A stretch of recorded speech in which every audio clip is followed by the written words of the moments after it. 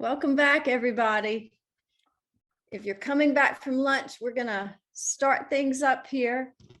Hope you had a great lunch.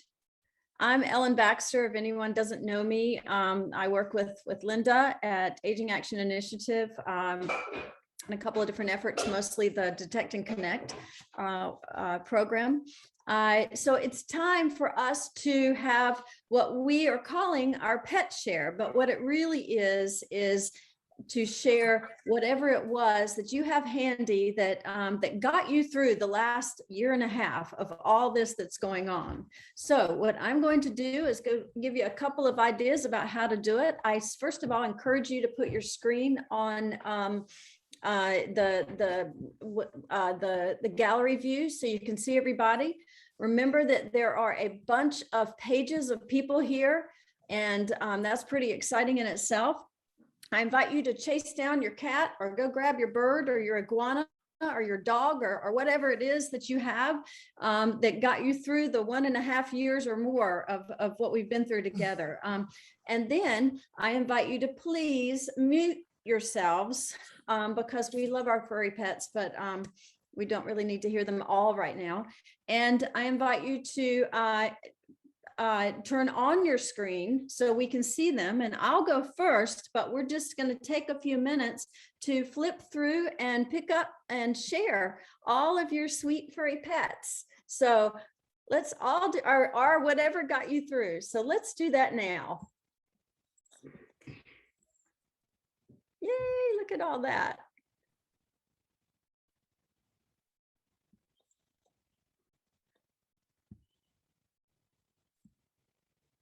Met some of these pets before, Ellen. Yeah. I've seen them. Yep. We've all been together, all of us.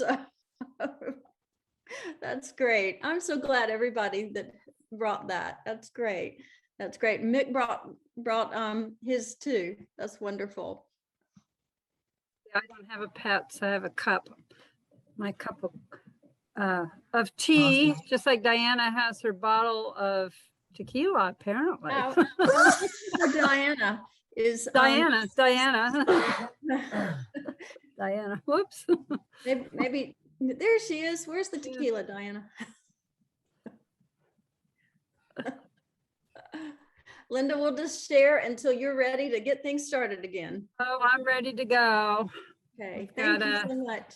Yeah, thank you, Ellen, for that. We thought it would be fun to see everybody's pets. So that was just delightful. I'm going to share a little bit about AAI. I have a major announcement at the end I want to share that's very exciting. But I'll start out by just saying what a year it's been. We pivoted just like everyone on this Zoom did. We started out by pivoting our Inform and Connect webinars. We talked about this last year, how we did that so that we could continue our workshops that are on Mondays from 2 to 3. We're going to start them back up. But they're for all the professionals working in Marin so we can learn about what each other's doing in the public, nonprofit, health, and education sectors about when you get a question about housing and food and transportation, economic security. There were 61 people who shared their expertise last year. Almost 700 people attended a webinar. And we did 24 sessions. So we're going to start that again this next month, October. We have a Food Policy Council collaboration that we're doing on October 19th. You'll be getting information about it if you haven't signed up already. And then there's an Inform and Connect webinar on Monday, October 25th about the county's test of the Help at Hand app, which was intended to help older adults with their mental health. So the results, this was actually studied and the results have been published and we'll be hearing about those. So October 25th, 2 p.m., look for that. We pivoted as well with the Detect and Connect workshops. So we moved them all online, talked about that last year, but I just want to share, we reached nearly 1,000 people with this program and 970 something. We had workshops as diverse as with the staff, volunteers, and board of Marin Humane and the public in a number of workshops at San Rafael Public Library. So we advocated for funding for one more year from the county, and the county said yes. If you have not had the benefit of hosting or attending a workshop, let us know, let Ellen know. We'll be happy to coordinate with you on this free workshop.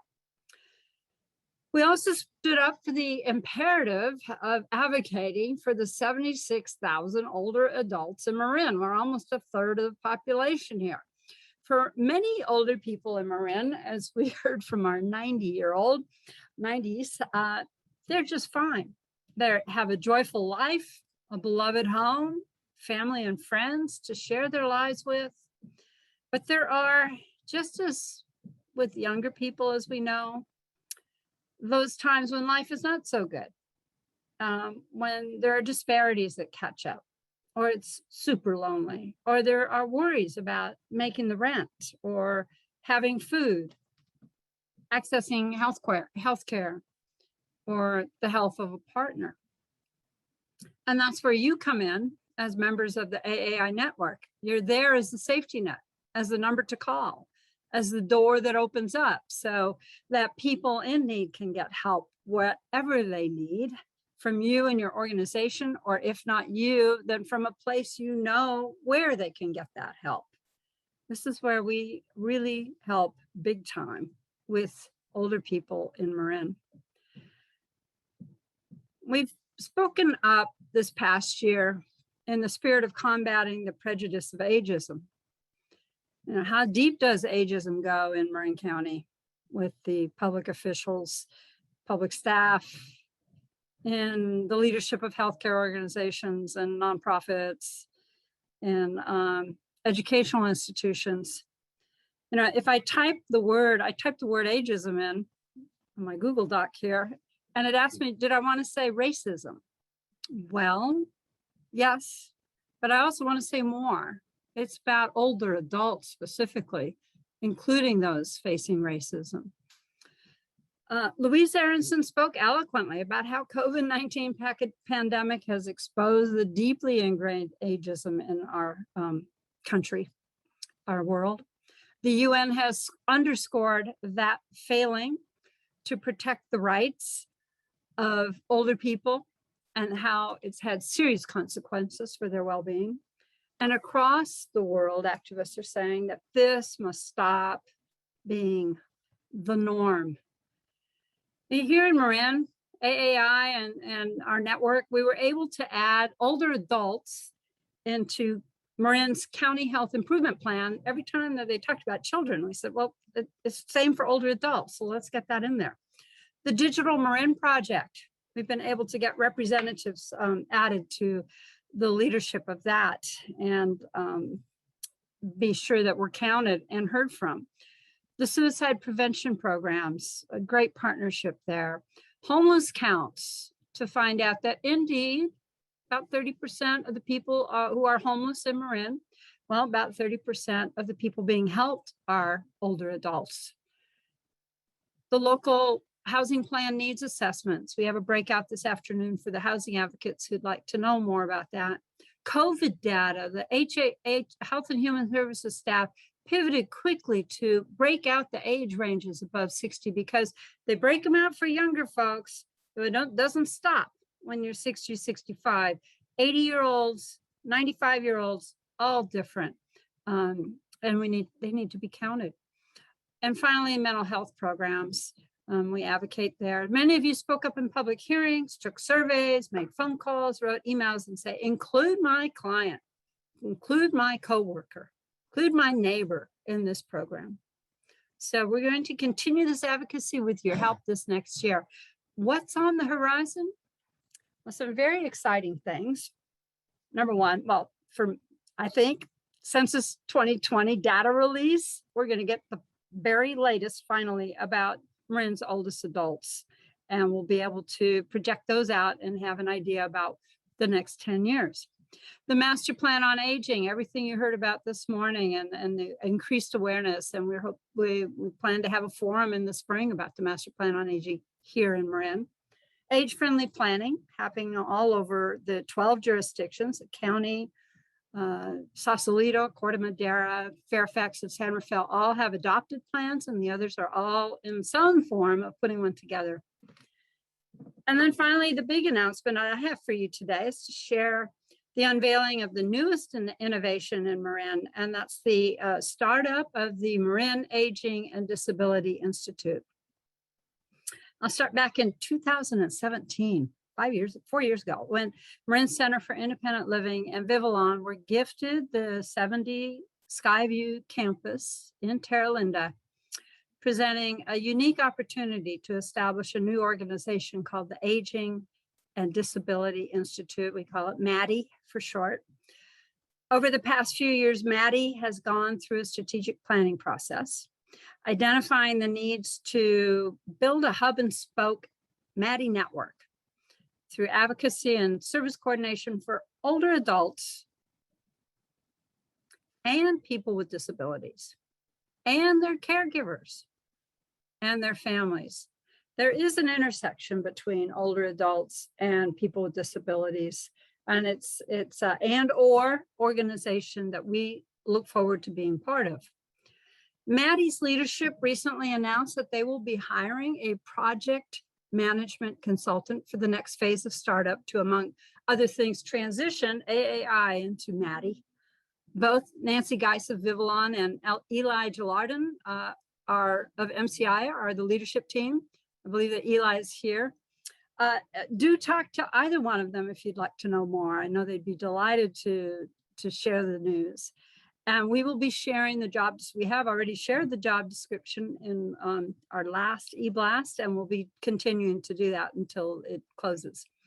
So we're excited to enter this next phase of strategic integration. AAI promises to keep you informed about this transition in the next year. And through the next year, we will continue to advocate for changes for the better. I'll end this by saying, with your help, we could have some really fun things happen in Marin for older adults. We could have intergenerational affinity programs out our ears, helping older and younger people make those magical connections of fun about something they are interested in together. We could have dementia-friendly places, so people could go to a place that's playing their favorite music, their favorite songs. We could have Tai Chi at noon in every downtown. We could make sure that every adult in Marin can have a place to live in Marin, even as income shrinks and costs and rents rise. We can have culturally responsive, age-friendly healthcare. This is why AAI exists, to make connections happen and to make your inspirations come to life. So I thank you for being part of this journey. And that is the state of AAI in 2021. Thank you.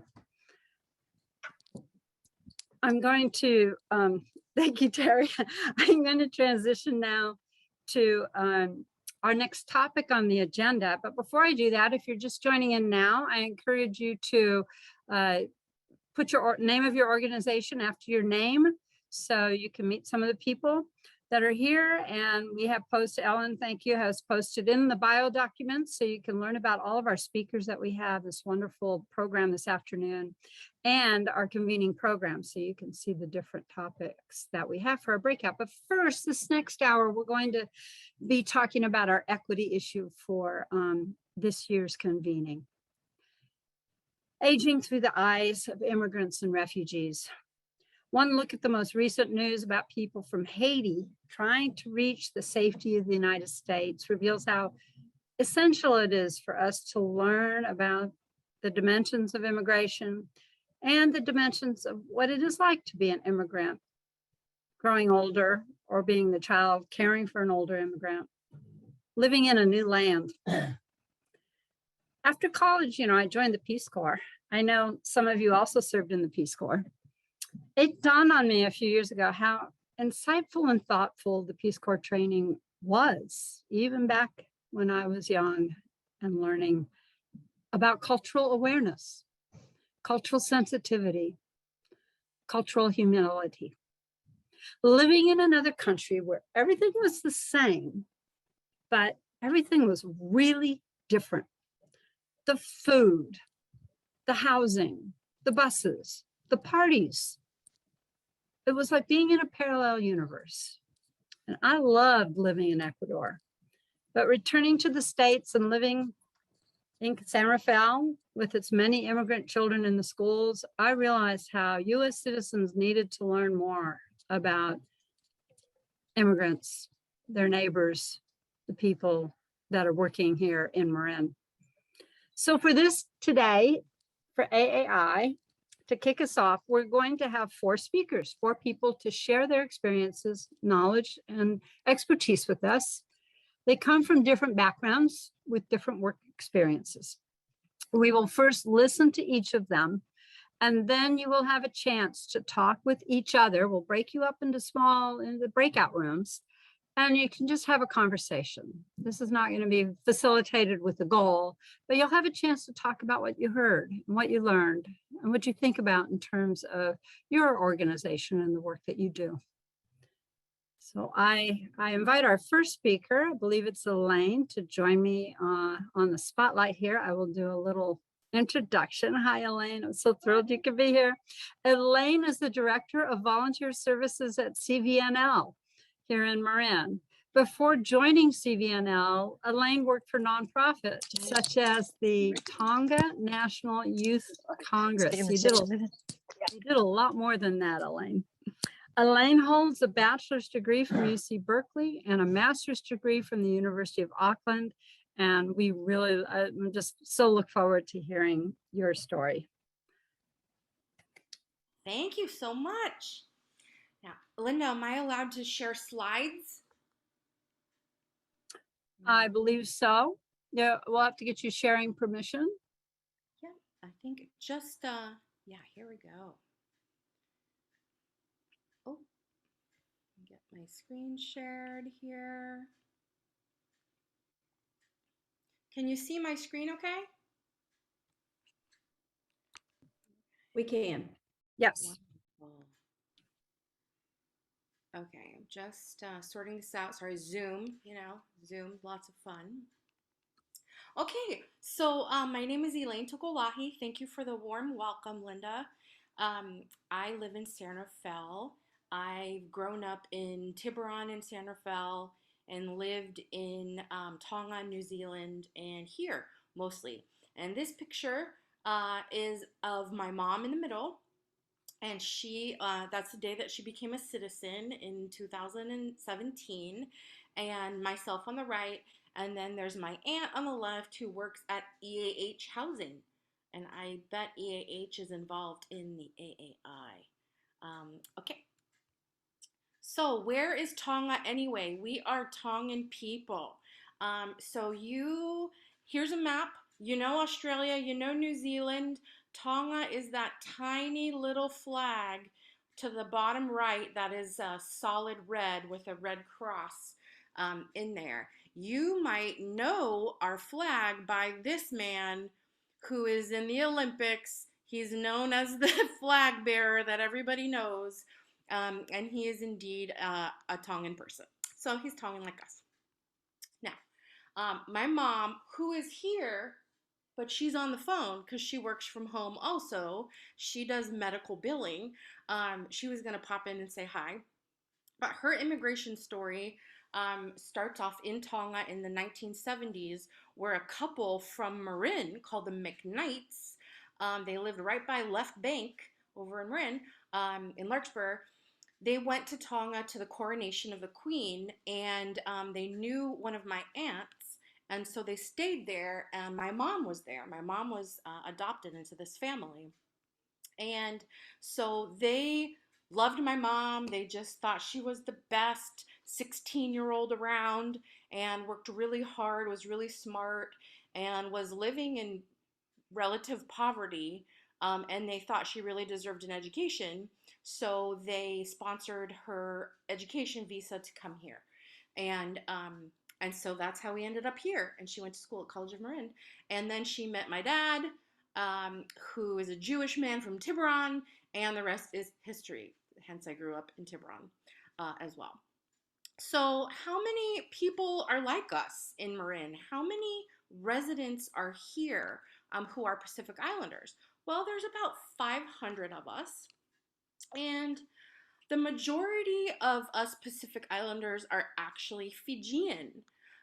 There are about, I'd say the vast majority are Fijian. And Tongans and Fijians, we're funny, we're like really close neighbors and we always support each other. And then there's also Samoans as well. Samoans and Tongans, we have a playful rivalry, kind of like Americans and Canadians. Um, and there's Native Hawaiians, of course, as well.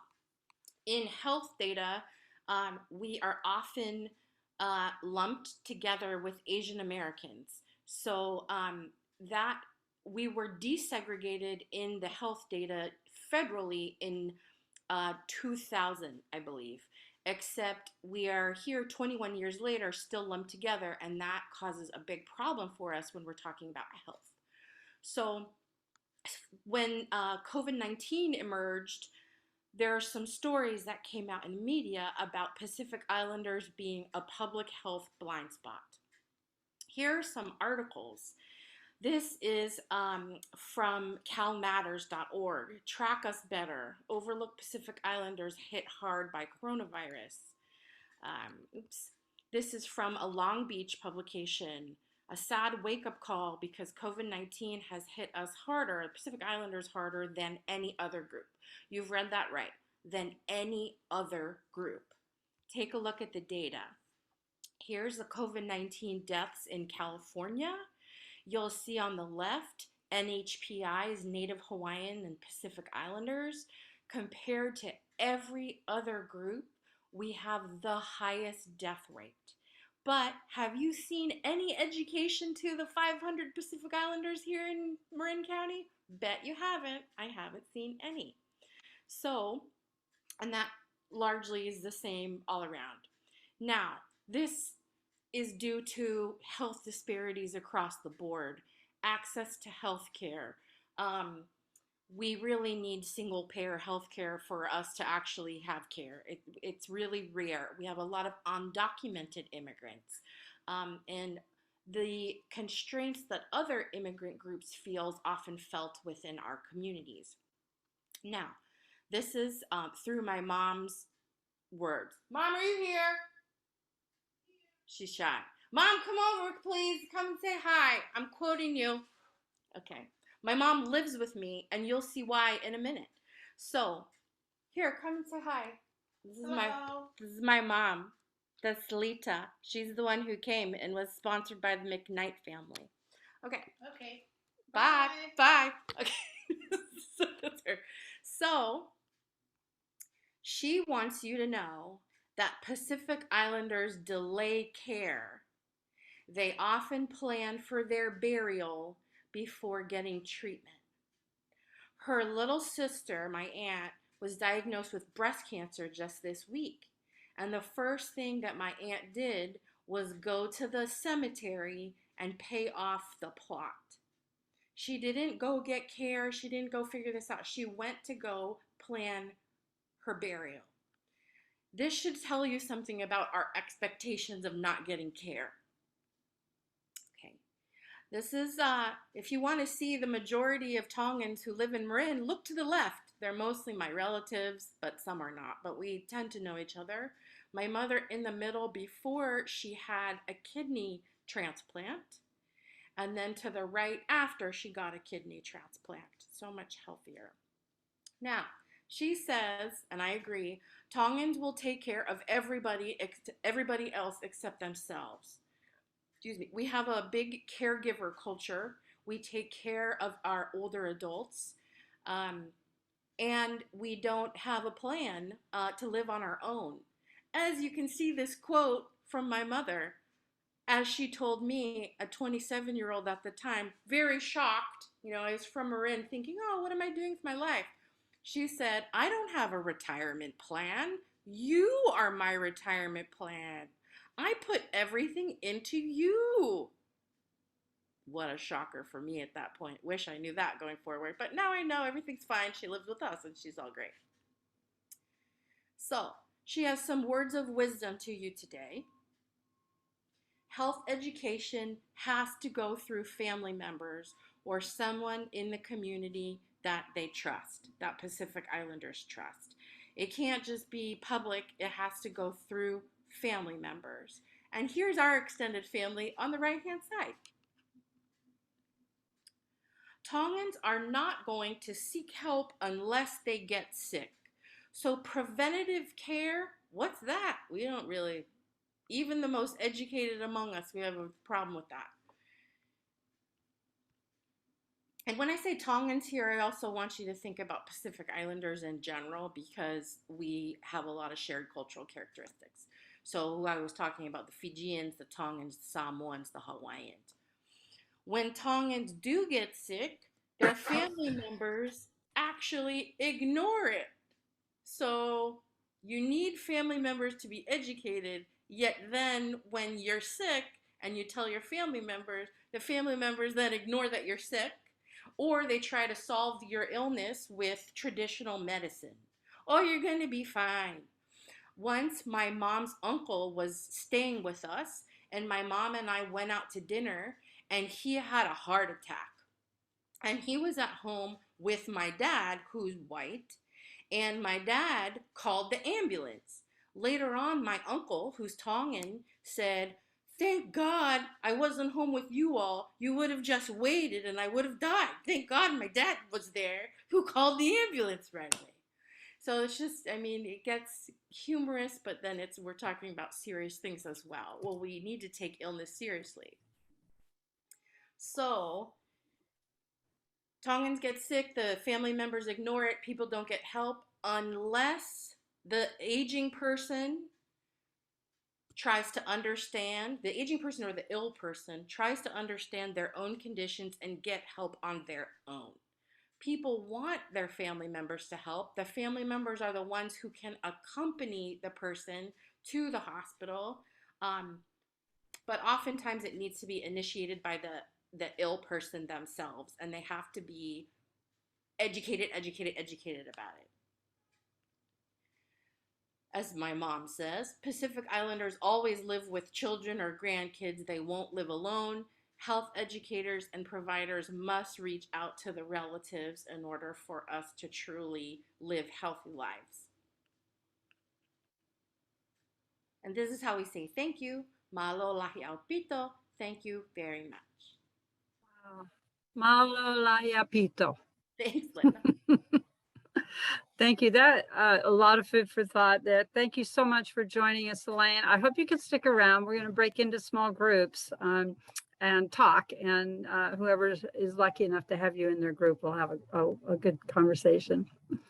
Our next speaker is, I'm just thrilled with this, Dario Santiago. And he's the brand new executive director for the Public Authority for In-Home Supportive Services in Marin. He has 8 years of experience working in Marin County. Dario Santiago specializes in providing support to clients who are aged, blind, and or disabled by providing quality caregivers. Dario graduated from UC Berkeley, the Master's of Social Work program, and he has a focus in gerontology. So welcome to your new post and for sharing your story, Dario. Thank you so much. Thank you. I'm really honored to be here. Thank you to the steering committee and Linda Jackson for inviting me to share. I got a list of topics that I can share today, and I chose experience and stories of that informs my work today. So I'm going to share a little bit about, my background. I'm quasi-immigrant. I was born in the U.S., but due to U.S. immigration law, I was sent to Mexico to live with my grandparents at a very young age, at about the age of 3 to about 6 or 7. I was living with my grandparents in Mexico. So, those are my first memories that I have, living with my grandparents, their warmth, their comfort, sleeping in their bed, horseback riding with them and the family to the ranch. I vividly remember running through, like the cornfields and playing the local stream with them and extended family. And so, and after that, I came back to the US. I wanted to share a memory that is very vivid to me about the time that I was living with them in Mexico. And, when I was about 5 years old, my brother was 6 years old. Me and him and some cousins, at that age, we have these, beliefs that are not real, things that are scary to us. And, there was this legend that my local school, the groundskeeper was a witch. So we kids at that time, to show our bravery, decided that we would go into the school grounds and the doors were locked. So we jumped the fence and just to prove our bravery.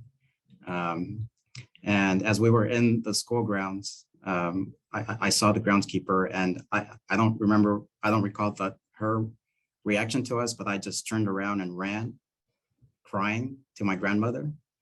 And as I was, telling my grandmother what had happened, she told me that she had this a cure for me for my fright, and her cure was a half loaf of bread with cream, fresh cream from cow's milk. So they used to go to their farm and get fresh milk and unpasteurized and boil it, and you have this thick layer of cream on the top. So she put the cream on the bread and a bunch of sugar. She just packed it with sugar, and I recall just sitting next to her, being comforted with this warm treat and grandparent love. And until this day, that's the most comforting moment that I have in my life. And I share this story because it speaks to the impact that older adults can have on others, on grandchildren, neighbors, our community. And at the moment, I didn't realize it, but there was a lot of support in the background from family, from aunts, uncles, cousins, extended relatives, supporting my grandparents and great-grandparent that was living there at the time, in order for them not to have to worry about,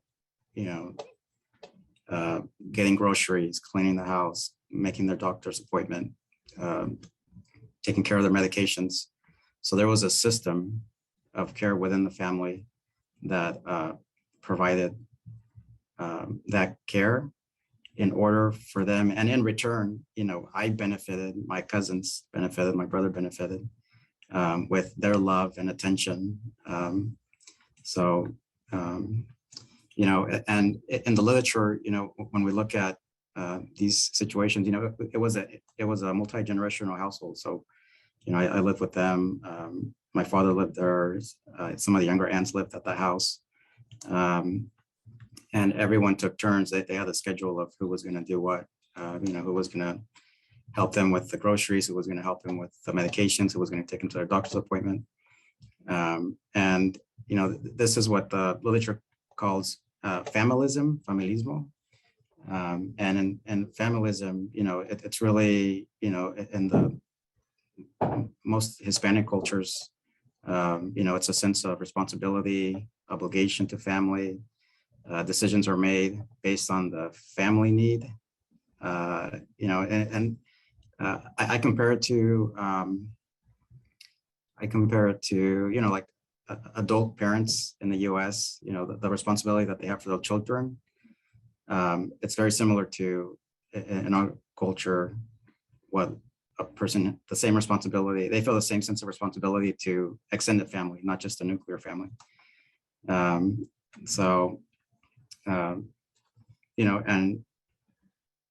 the familism, it allowed, my grandparents not to worry about, like I said, taking care of the groceries or cleaning. And so I felt extremely fortunate to have that, growing up. When I moved back to the United States, I would go back to Mexico, back and forth, in my elementary and teenage years. And I was able to see the vast difference between me and some of my friends who were undocumented. And they weren't able to have that experience. They weren't able to tap into, their elders, their family elders, because of immigration issues. And it really reminds me of the immigrant paradox, that the research shows that people who immigrate from Latin America into the US tend to have lower levels of mental health issues versus their children. So what that tells me is that you really need to have that foundation, that cultural foundation, and the love and care from elderly to be able to have a better mental health outcomes. So that's the reason why I'm here. That's the reason why I'm doing this work. I believe that every senior, regardless of their needs, has a capability of providing a great impact to others. I know we had one of the speakers earlier, a 90-year-old gentleman who talked about the impact that he had on a 6'4" football player. And, that's the kind of thing that I think, every senior has a capability of having that kind of impact, in our community.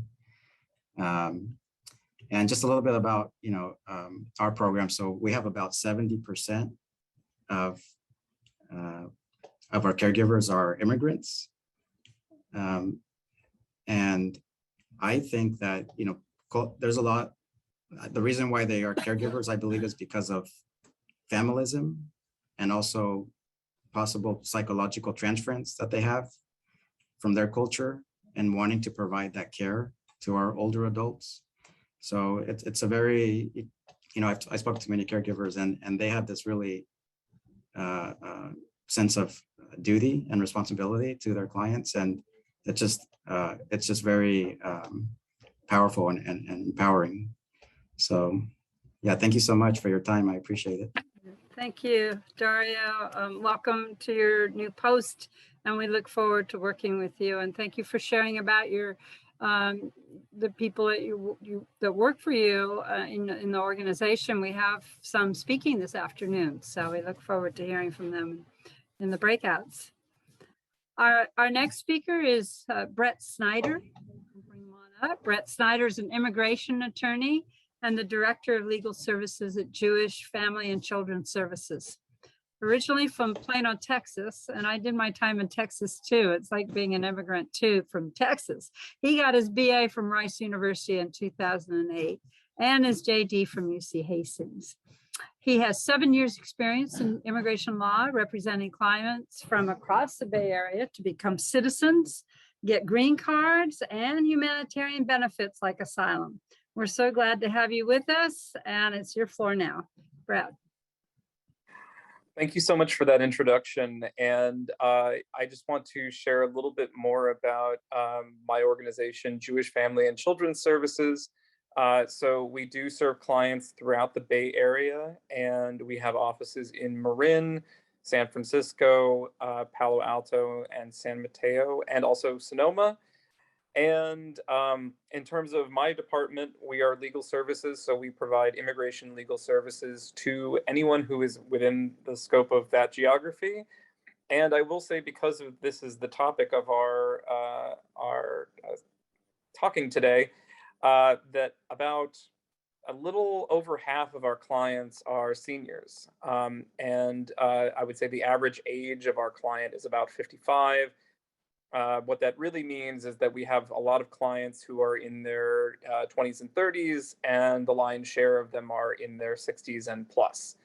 So I do see a lot of specific challenges and roadblocks that present themselves for seniors, especially those who are immigrants. And depending on the background, and I really appreciated hearing the stories, the specific experiences of the previous speakers. There's a lot of different cultural and historical things that come into play when we're talking about immigrants from different backgrounds. And many of them may have immigrated decades ago, whereas some of them may have only immigrated within the last 5 years. For many of my clients, I serve sort of two main populations, and one of them is immigrants from the former Soviet Union. So a lot of people who are Russian speakers from Russia, Ukraine, many of the former Soviet republics. And the other large group is I serve a lot of people who are those who are living with disabilities and asylees and refugees from Central and South America. So we do a lot of work with AIDS Legal Referral Panel to help those who are living with HIV and AIDS to get the humanitarian benefits that they need and to become permanent residents and then ultimately citizens. There is some overlap with that community also with seniors, as those who are seniors do tend to also have disabilities or disability conditions that they need to live with. And this also presents additional legal challenges for them when they are seeking immigration benefits.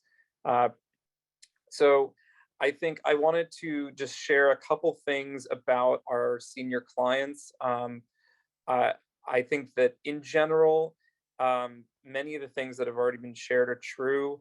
They are very close to their families, and also many of them work as caregivers. So many of my clients who, even though they may not speak a word of English, they work with organizations like IHSS, and their first job in the US, even if they're arriving as a 70-year-old, might be as a caregiver. So there is some common thread of compassion and sort of closeness that runs through these different immigrant communities that I think says a lot about our seniors. And it also says that many people who are able to work, but who might be unable to get a job, especially in the Bay Area, due to lack of English competency. For many of them, caregiving is that foot in the door. It allows them to have a moment of connection with a person who is familiar with their culture and familiar with their language, and gives them that empowerment to have employment, which is also another sometimes a roadblock when we're talking about immigrant experiences and also immigration benefits. The other thing that I wanted to mention when talking about seniors and immigration experiences is that a lot of my communications or sort of relationships with my clients are, it can't be said, it wouldn't happen without their family members. So a good deal of my clients are parents of US citizens. So these are people who their children are US citizens, and they have petitioned for them to come to the US to join them, and they become permanent residents and then ultimately citizens themselves. But their experience is, it's very different from those of their children. Their children usually are English speakers who have stable jobs and are sort of acclimatized to American life.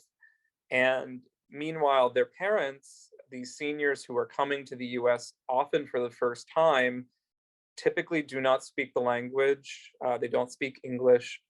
They are unused to just sort of interacting in American life, whether it's going to the grocery store, running errands, following instructions.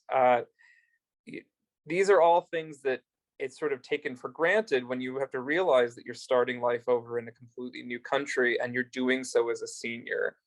So there are a lot of things that our caregivers can do to, help someone to sort of culturally acclimatize, and also, help them with any sort of language barriers.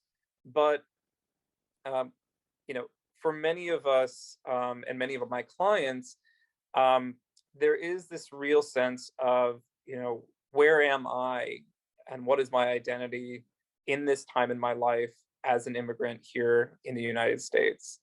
And, every person is different, and every story and sort of where they are in their immigration process informs that. And I think that having that cultural competency and having that experience with people and hearing their stories will make us all better to provide whatever the services that we are, in my case, immigrant legal services, and also, all of my colleagues who provide, psychological care and caregiving and any other wraparound services that will make this person's life better.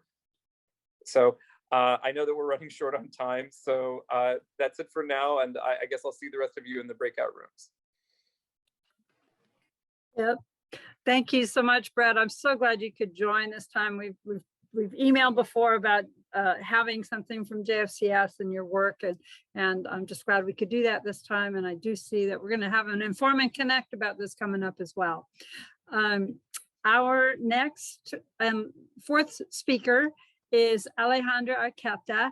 We've known each other for years, and I'm just really looking forward to hearing your story. She was born and raised in Guatemala City in Guatemala, and she currently works as a resident services manager with Mercy Housing in Marin County for the past 12 years. She attended Rafael Landivar University and has a degree in industrial organizational psychology. But what I love is that she actually formed an innovation here in Marin that is the Marin Resident Services Network. It's a coordination, it's a collaborative of service coordinators and social workers working in senior and supportive housing in Marin County. So Alejandra, I just so look forward to hearing your story. Thank you so much, Linda. Thank you for having me. So as Linda mentioned, I was born and raised in Guatemala, Guatemala City in Central America, the country of the eternal spring, that's how we are called. Central America, it's south of Mexico, but not all the way as South America. And we have just learned that right now that my son is in school, there is no Central America. There is North America and South America and no Central America. So we have to be talking to my son. Yes, there is Central America and we are coming from Central America. So in 2002, I migrated to San Rafael, California. I have only lived here and worked here in Marin County. When I came to this country, I was advised by my husband and my relatives to maintain a low profile. Even when I speak the language. I was more or less fluent in English, and I have my industrial organizational psychology degree. This was in order to not be rejected for job positions when I was applying. That way they cannot be saying that I was overqualified for the job that I was applying. And also to be able to blend within the Latino community. And the reason why and as we have been talking with my husband and my relatives, is you cannot have a higher education in your country and then come over here and do the same job and work shoulder to shoulder with people that probably they don't have access to education in our country. So we were trying to keep a very low profile. Finally, I found a job in a car wash. And after a couple of months, the supervisor noticed two qualities in me. The first one, it was that I was able to drive a stick shift car, which it was very important in a car wash in order to bring it through the tunnel and pass it through. And the second one, it was that I knew English and I was able to communicate with some of the customers. He also noticed that I was not fast enough to dry or vacuum cars. And as he approached it, I defended myself by sharing that I was not used to do that physical work. After our conversation, he was able to promote me as a cashier in the car wash store, and I worked over there for a couple of years. Then I had my baby, and after that, I entered again the workforce at Mercy Housing 12 years ago. I started as an assistant property manager. And then after that, it was given me the opportunity to move to the services area or the services division. That was aligned a little bit more with my studies, and I was thrilled to be able to have the opportunity without knowing much of what the work was done. As it was explained at the very beginning, it was very easy, making parties, taking residents on field trips, and that was it, without knowing all the other services that we could be providing to our seniors. Here in Marin County, Mercy Housing has 3 properties, senior properties, and right now I supervise the 3 of them. We have coordinators, we offer services in the 3 properties. My experience at my first job in the car wash has allowed me to understand the struggles of migrant seniors who live in our communities. At our properties, we serve low-income seniors. Around 45% of them come from different backgrounds, and around 10% of those are monolinguals. I have noticed that seniors tend to isolate, and they rarely participate in social activities that we offer at our properties. They lose as they move in, and that's part of the cultural shock, they lose their independence that they have had in their countries. They become more dependent on their grown children for money management, for translation, for transportation, for access to healthcare. They tend to spend more time alone because the grown children that they are already incorporated over here, they are already working, they already know English, and they are able to communicate and advocate. And some of the times when we need to communicate with the resident, that if they don't understand, if they are monolingual, so we need to have the interpretation of the kid, or if they want to bring something to our attention, they have to wait for the grown children to have time to call or send an email. So these, I have noticed that all this time that they depend on their grown children, and they spend more time alone, they start showing some symptoms of depression and some symptoms of anxiety as well, that might not be recognized by grown children. Why? Because they are very busy with their life, with their kids, with their work, and also because there is a taboo in the majority of our cultures, the Latino culture included, about mental health. Mental health equals craziness. Tú no estás loco, mijo. You are not crazy. You are not crazy, mom. You are not crazy, dad. This mood disorder is a stigma, and in a lot of the cultures, this doesn't exist. You need to find something else, but you are not depressed. You don't have to be sad. You are not lonely. We are here. We come over here. Yes, they come, but they come 5 minutes, 10 minutes, just to say they make a very quick call while they are driving back from work, just to try to check in on them. So migrant, it's difficult at any age, but for an older adult, it's increasingly challenging. To give you an example of some of them, they need to learn a new language, and in some cases, they need to learn a new alphabet and how to print and write their name. The migration doesn't seem to stop or even decrease. And for that reason, I invite you to learn more about the life of those migrant seniors that you serve and that probably now are your neighbors. Learn about their culture, their life, their country, and their traditions. You might be surprised that some of them, they might be a successful professional in their country, might have a degree, have a patent invention, or have been a diplomat. Let's don't contribute to maintain the low profile or stereotype them, that they don't know how to live in the United States, that they are confused just because they cannot articulate their thoughts. Let's help them to become a vibrant part of our communities by seeing them, valuing them, recognizing them, and learn more about their culture and traditions. Thank you so much for the opportunity, Linda. Thank you, Alejandra. A lot to think about there. I appreciate your good words.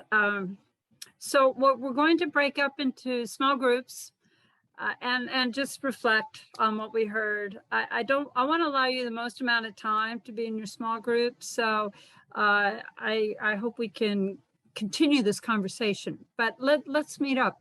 We haven't done that yet. You'll be with people you know, hopefully, and maybe some new faces. Introduce yourselves. I have some questions, topics that you can each individually maybe go around and just pick one that you want to talk about. What were your reactions to the perspectives shared? Did you hear anything that felt new or different when you think about aging in Marin? What can we learn from immigrant and refugee populations about aging? How can your organization become more culturally competent so that immigrants and refugees can have an equitable experience and equitable outcomes as they age, both older adults, their families, their caregivers, and facilitators? You will not have a facilitator or recorder, but you will have good conversations. And we'll bring you back in time so we can get into the breakouts at 1 o'clock. So with that, I'm going to, and we'll let you know, we'll give you a hint. We'll let you know when time is up. So with that, Mick, send us forth into our groups.